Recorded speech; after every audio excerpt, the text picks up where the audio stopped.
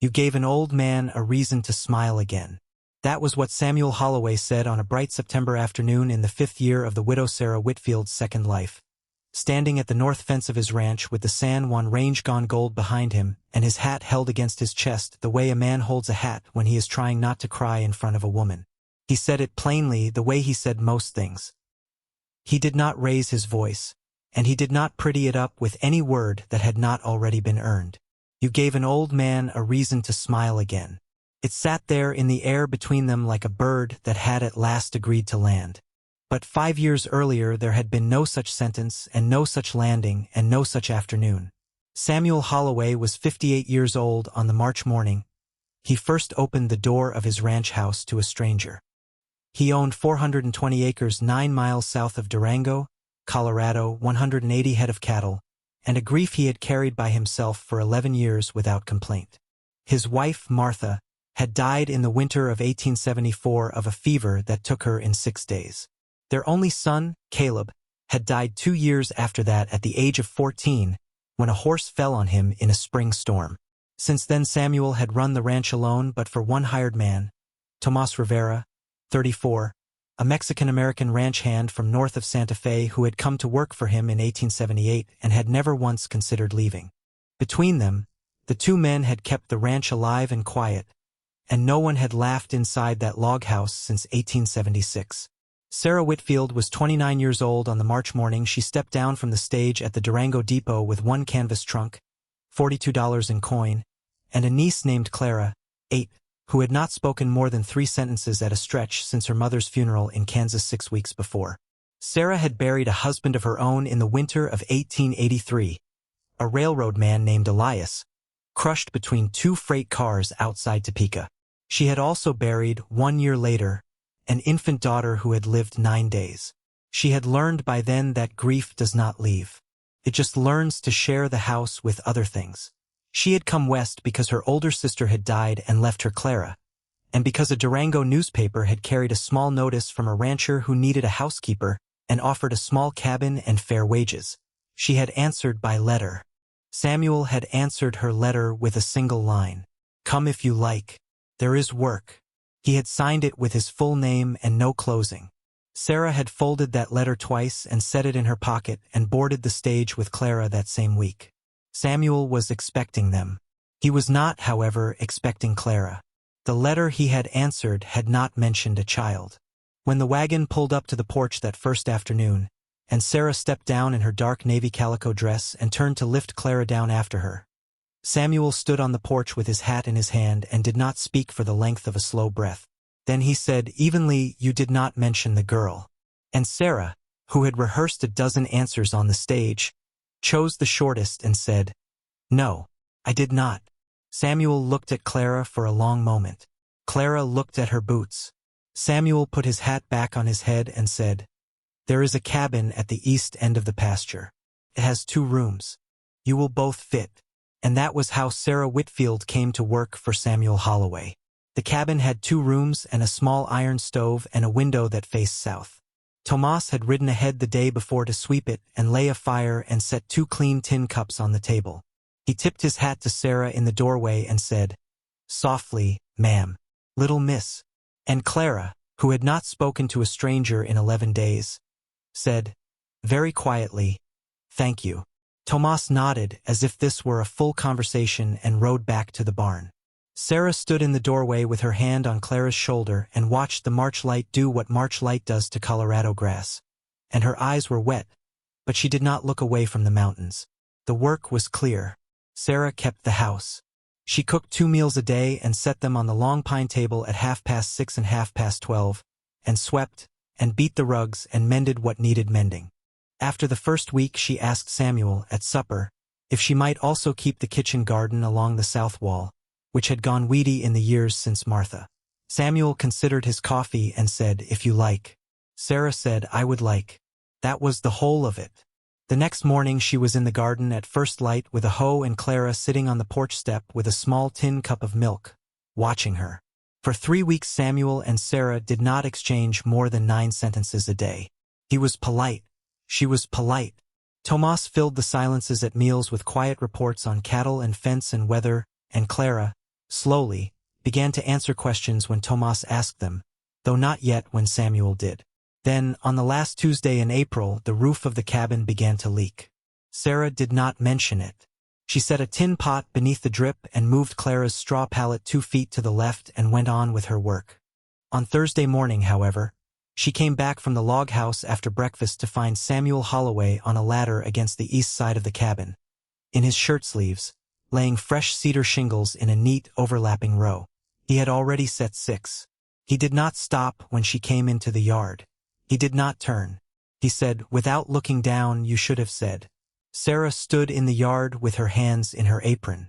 She said, I did not want to be trouble. Samuel drove a nail.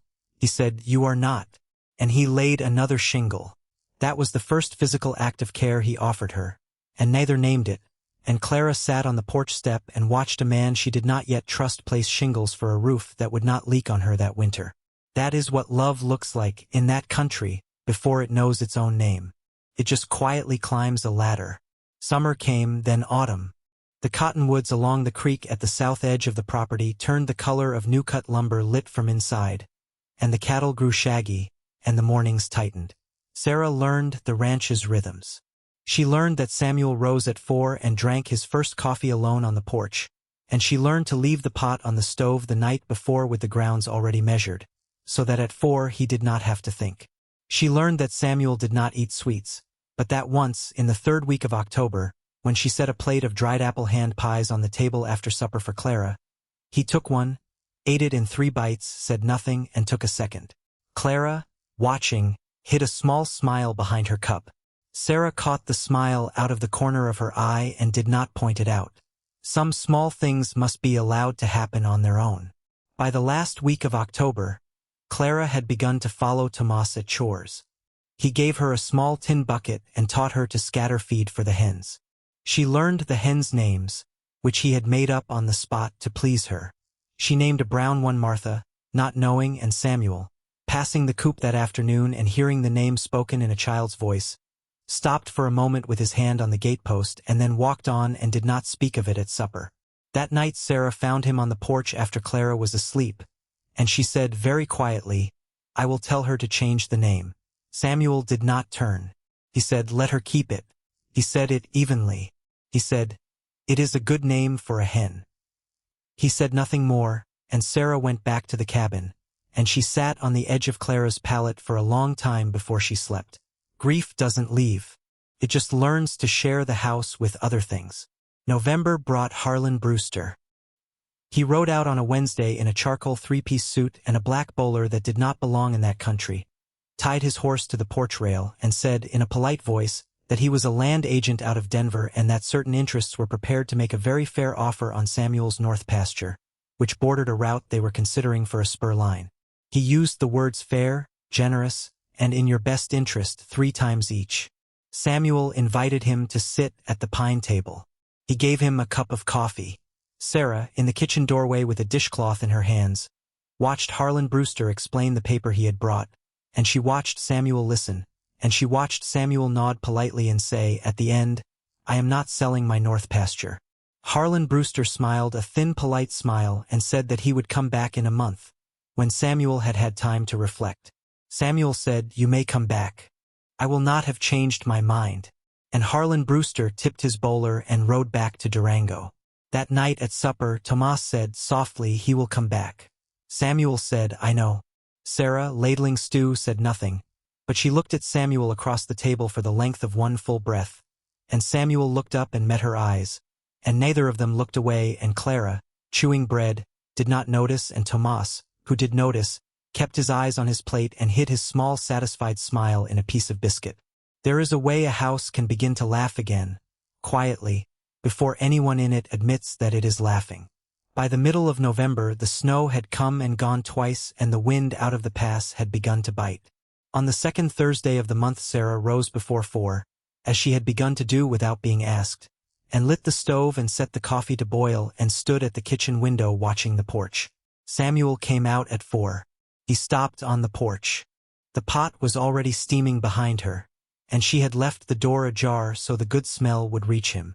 He took his cup slowly. He did not turn to see her at the window. He did not have to. He drank his coffee looking east at the mountains, and she stood at the window looking east at the back of his coat, and the two silences held each other for a long, careful minute, and then he set the cup on the porch rail and went to the barn, and Sarah put her hand briefly against the cold pane and let out a breath she had not known she was holding. In town, the chorus had begun. Durango was small enough that a widow with a niece keeping house for a widower rancher was noticed within a week. By the 5th week, Mrs. Eleanor Mercer, 62, the closest thing the town had to a matriarch, had made up her mind. She said, in her parlor on a Sunday, over chicory coffee, "Samuel Holloway has not looked that well in 11 years. One of the other women said, cautiously, "It has only been 2 months. Mrs. Mercer said, "2 months is long enough to see what is already true." The next Wednesday Mrs. Mercer came out on the pretense of returning a jar. She spoke mostly to Clara, whom she coaxed into showing her the hens by name. She watched, out of the corner of her eye, Sarah at the stove and Samuel at the pine table sharpening a knife, and she watched the way each of them did not quite look at the other, and she watched the way Samuel refilled Sarah's coffee cup without being asked, and she watched Sarah, without turning, thank him. Mrs. Mercer left in her wagon with a small satisfied set to her mouth, and on the way back to town she said aloud to her horse, "Well, that is settled." Word passed. It always did. By the first Sunday in December, 2 of the older men who had ridden with Samuel in his younger years dropped by on the pretext of a stray steer, drank coffee, said little, and left grinning. On the second Sunday, the schoolmaster's wife sent Clara a small hand-sewn rag doll with a note that read, "For a good girl. From a friend." Clara held it a long time before she put it on her pallet, and Sarah did not ask what she was thinking. Meanwhile, Samuel was doing what he had always done, which was to build. In the first week of December, he did not tell Sarah what he was doing.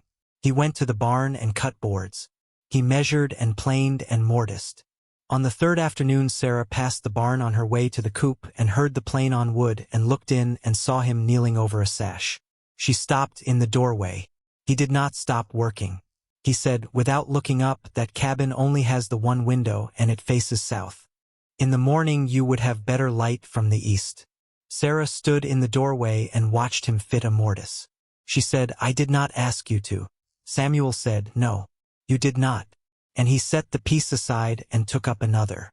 Sarah stood there for another full minute, and then she went on to the coop. He hung the window himself the following Tuesday, a bright cold day with new snow on the fence posts. When Sarah came back at midday, there was a new east-facing window set neatly into the cabin wall, and morning light in a room that had never had it. Clara ran to it. She pressed her hand to the pane. She turned to Sarah with her whole face open and said, "Aunt Sarah, look." And Sarah looked, and she said quietly, "Yes, I see it." She did not go to the barn to thank him that afternoon, because she did not yet know how to. But that night at supper, when Samuel passed the bread, she said, "Thank you for the window." Samuel said, "It was nothing." Sarah said, "It was not nothing." And Samuel, holding the bread plate, did not answer for a moment. Then he said, "You are welcome." And he set the bread down. And Tomas, on the far side of the table, took a slow sip of coffee and thought, quietly, about how a man's whole life can turn on the word window. That is what love looks like when it doesn't announce itself. It just quietly faces east. Harlan Brewster came back on the first Wednesday of December, as promised. This time he did not sit. He stood on the porch with his hat in his hand and his paper in the other and said, in the same polite voice, that certain interests had authorized him to increase the offer by 20%, and that Samuel would find, on reflection, that this was very generous and in his best interest. Samuel stood on the porch beside him. Sarah was at the kitchen window. Samuel said evenly, "I have reflected. I am not selling my north pasture." Harlan Brewster smiled his thin, polite smile. He said, "Mr. Holloway, times change. A man alone at your age with a ranch this size." And then he stopped because Samuel had turned to look at him fully for the first time. Samuel said, quietly, "I am not a man alone." He said it evenly. He said, "I have a hand who has worked this land 7 years, and I have a housekeeper and a child who live in a cabin with an east window, and I have 180 head that know my whistle, and I have my wife and my son in the ground under the cottonwoods at the south edge of that pasture you want. I am not a man alone. And I am not selling my north pasture. Harlan Brewster did not speak for a moment. Then, to his credit, he did not laugh and he did not sneer. He looked down at his boots. He looked at the paper in his hand. He said, "At last, that is a fair answer, Mr. Holloway." He said, "I will tell them." He said, "I do not think I will be back." He tipped his bowler to Sarah at the kitchen window, and he mounted his horse, and he rode toward Durango at a slower pace than he had come. And Samuel Holloway stood on his porch for a long minute with his hand on the rail. And Sarah, at the window, pressed her hand once against the glass, and this time she did not lower it. At supper that night, Tomas said, "He will not be back." Samuel said, "No, I do not think he will." And Sarah, ladling stew, said, "Good." She said it plainly. She did not look up when she said it. And Clara, chewing bread, said, "Is Mr. Brewster the man in the bowler hat?" And Samuel, for the first time in 11 years, laughed. It was a small laugh. It was more of a breath than a sound. But it was a laugh. Tomas heard it. Sarah heard it. Clara, hearing it, laughed too because she was 8, and because the sound of a man's laugh in a house that had not laughed was a thing worth laughing at. Sarah set the ladle down and turned to the stove so that the two men would not see her face, and she stood there for a full breath with her hand on the iron handle of the pot, and then she came back to the table and she served the stew, and she did not say anything, but she did not need to. Grief doesn't leave. But sometimes it steps aside for the length of an evening. The first heavy snow came in the 3rd week of December. Closed the pass for 2 days. Tomas moved his pallet to the log house so that he would not be cut off in his own bunk at the barn, and for 2 days the 4 of them lived under one roof, and Sarah cooked and Tomas fed the stove and Clara read aloud from a small blue book Mrs. Mercer had sent, in a small clear voice, and Samuel sat in his chair by the window and listened, and did not speak, and every so often he closed his eyes not because he was tired but because he did not trust his face. On the second night, after Clara had fallen asleep on the rug with the small blue book still open on her chest, Samuel said, in a very low voice so as not to wake her, "My son used to read to me like that." He said it to the fire. He did not look at Sarah. Sarah did not turn. She said, quietly, "What was his name?" Samuel said, "Caleb." Sarah said, "That is a good name." Samuel said, "Yes." That was the whole of the confession, and it was enough, and Sarah understood that it was enough, and she did not press further, because a woman who has buried a child of her own knows how the door of that room opens only a little at a time. She said, after a long silence, "I had a daughter. She lived 9 days. Samuel said, "What was her name?" Sarah said, "Ruth." Samuel said, "That is a good name." Sarah said, "Yes." And the fire moved, and Clara did not wake. And outside the snow kept falling on the 420 acres and on the 2 graves under the cottonwoods, and on the new east window, and none of it had a name yet, but all of it was already true. By the middle of February, Sarah had begun to teach Clara her letters at the pine table after supper, and Samuel had taken to lingering longer than the meal required, ostensibly to sharpen his knife, but in fact to hear a child sound out the word cottonwood. On the second Sunday of February, Mrs. Mercer sent word by a boy that there would be a town supper at the church hall in Durango on the last Saturday of the month, and that Samuel Holloway was expected, and that he was welcome to bring whom he liked. The word "whom" was underlined twice in her handwriting. Samuel read the note at the pine table. He did not lift his eyes from it for a long moment. Then he folded it and put it in his shirt pocket and went out to the barn. Tomas at the coop watched him go. Sarah at the stove watched him go. Clara, at the table with her slate, did not look up. Samuel did not speak of the note for 4 days. On the 5th day, at supper, he set his fork down and said evenly, "There is a supper at the church hall on Saturday. Mrs. Mercer has invited us." He did not say who us was. He did not need to. Sarah said, "All of us?" Samuel said, "All of us." Tomas said, "I will stay at the ranch. Someone must." Samuel said, "You do not have to."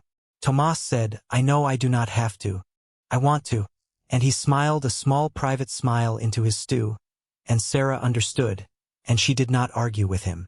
On Saturday afternoon, Sarah brushed Clara's hair into 2 neat braids and tied them with the faded blue ribbons Clara had brought from Kansas, and she put on her second calico dress, which was a dark plum, and she pinned her mother's small silver brooch at her throat, and Samuel, in the doorway of the log house in a clean shirt and his best brown wool coat, looked at her for the length of one careful breath and said, "You look well."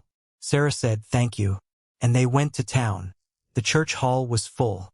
Mrs. Mercer, at the door, took Sarah's hand and did not let go for a full 3 seconds. And then she took Clara's hand and led her to a bench where 3 other children were already sitting with a bowl of oranges between them. Sarah was folded into a group of women near the stove. Samuel was folded into a group of men near the door. And for the first hour they did not speak to each other across the room. But every time Sarah looked up, Samuel was looking at her, and every time Samuel looked up, Sarah was looking at him, and Mrs. Mercer, pouring cider, said nothing to anyone. But her mouth was set in a very particular way. A well-meaning bachelor of 40 named John Coker, from a ranch on the far side of Durango, made his way to Sarah near the punch bowl and spoke to her with a decent shy courtesy. He asked her about Kansas, and about Clara, and offered, in a hesitant voice, to escort her home if she was in need. Sarah listened kindly. She said, "That is very kind of you, Mr. Coker." She said, "I am not in need." She did not turn away from him, and she did not humiliate him, and she said his name gently, and John Coker, who was not a fool, understood. He said, "Well then, I am glad to have met you, Mrs. Whitfield." He tipped his head, and he moved on, and Sarah watched him go with a small honest sorrow that she did not name. Samuel, from across the room, had watched the whole exchange. He did not speak of it. But when at last, near the end of the evening, Mrs. Mercer summoned the 2 of them together to the long table under the pretense of asking Sarah about a recipe for corn bread, Samuel walked across the church hall in front of the whole town of Durango, and he did not hurry, and he did not look at anyone but her, and when he reached her he said, evenly, so that only she could hear, "I would like to speak with you at the north fence when we are home." Sarah said, "All right." Samuel nodded once. Mrs. Mercer, pretending to be absorbed in a plate of corn bread, closed her eyes for just a moment in quiet triumph. They drove home under a black sky full of stars. Clara slept against Sarah's arm. Samuel drove. He did not speak. Sarah did not speak. When they reached the ranch, Tomas was on the porch waiting. He took the reins. He said softly, "Miss Clara can sleep in my chair by the fire until you are ready." Sarah nodded. Samuel nodded. And then Samuel walked to the north fence in the cold, clear night, and Sarah, after a minute of gathering herself, followed him. He was standing with his hand on the top rail. The San Juan Range was black against the stars behind him. The fence line ran east and west across the pasture, and beyond it, in the far dark, were the 2 graves under the cottonwoods, and the cattle, and the north pasture that had not been sold. He did not turn when she came up beside him. He said, still not turning, "I asked you here for a job, and you came, and you kept the house, and you did not ask for anything you had not earned." Sarah said, "That is what I came to do." Samuel said, "I know." He said, "You have done more than that." He said, "You have," and he stopped. He took his hat off his head slowly and held it against his chest. He turned to face her. He said, "I have not laughed in 11 years, Sarah. Not once. And on the night that man was in that bowler hat I laughed. And it was because of a child I did not know I was allowed to love, and a woman I did not know I was allowed to want, and a life I did not know was still waiting for me." He said, "I am 58 years old. I do not have 20 years to offer you. I do not know how many I have. But what I have is yours if you will have it."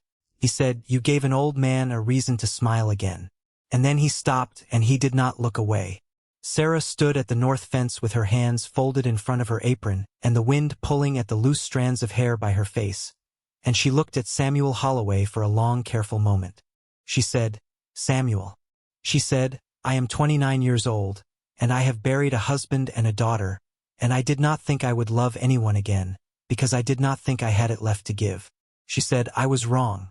She said, "I did not know I was wrong until you climbed a ladder in April without telling me, and I did not know for certain until you built a window that faced east." She said, "I will have you." She said, "I will have you gladly." And she reached out with one hand and set it on the top rail of the fence beside his, and their hands touched at the wood, and neither of them moved for a full minute, and behind them the ranch house was warm and lit, and Clara was asleep in Tomas's chair by the fire, and the San Juan Range held up the sky. They were married in the church at Durango on the last Saturday of April, in the tender green of that country's brief spring. Mrs. Mercer wept without shame in the front pew. Tomas gave Sarah away in the absence of any brother, and he did it with his hat over his heart and a small proud smile, and Clara carried a small nosegay of wild lupin and forget-me-not and did not drop a single flower. John Coker was there. He was gracious. He shook Samuel's hand at the door and said, "You are a lucky man, Mr. Holloway," and he meant it, and Samuel said, "I know I am," and he meant it too. They lived, after that, the way people in that country lived, plainly and with work and with weather. Clara grew tall with her aunt's chestnut hair and her uncle's steady eyes, and loved a hen named Martha for as long as that hen lived, and after that she loved another hen, and named her Martha too, and Samuel did not object. Tomas stayed and married, in the second year, a schoolteacher from Ignacio, and their children called Samuel grandfather Sam without anyone teaching them to. The north pasture was never sold, and every September, on the anniversary of that September afternoon Samuel had first stood at the north fence with his hat against his chest. Sarah would walk out to that fence in the golden hour and stand where she had stood, and Samuel would come and stand where he had stood, and one or the other of them would say, quietly, so that only the mountains could hear, "You gave an old man a reason to smile again." And whichever of them had said it would smile, and whichever of them had heard it would smile back. And the San Juan range would go gold behind them, and the cattle would low in the far pasture, and the sound of a child laughing somewhere near the porch would carry across the yard, and all of it would be, in the plainest sense of the word, enough. If you are watching tonight and you have been told, or you have told yourself, that your life has passed the door of that particular room, that you are too old or too tired or too scarred or too alone to be given a reason to smile again, I would ask you to remember Samuel Holloway. He was 58 years old on a March morning with 11 years of silence in him, and he did not know that a woman in a dark navy calico dress and a girl with 2 braids were about to step down from a wagon and change every room in his house. Love, in that country, did not announce itself. Climbed a ladder. It built a window that faced east. It stood at a fence in the cold, clear dark and said the plainest true thing it had. And it was not too late. It is almost never too late. It only feels that way in the quiet before the wagon arrives. Thank you for riding along with me tonight. Thank you for the kind words, and the names of the countries you write to me from. If the story sat down beside you, tell me who in your life climbed a ladder for you when they did not have to. Until next time, keep riding. And if you would like another story from this country, a story about a young widower who took in a stranger's blind daughter one winter, and how she taught him to hear the seasons again, that one is waiting for you next. I will meet you there.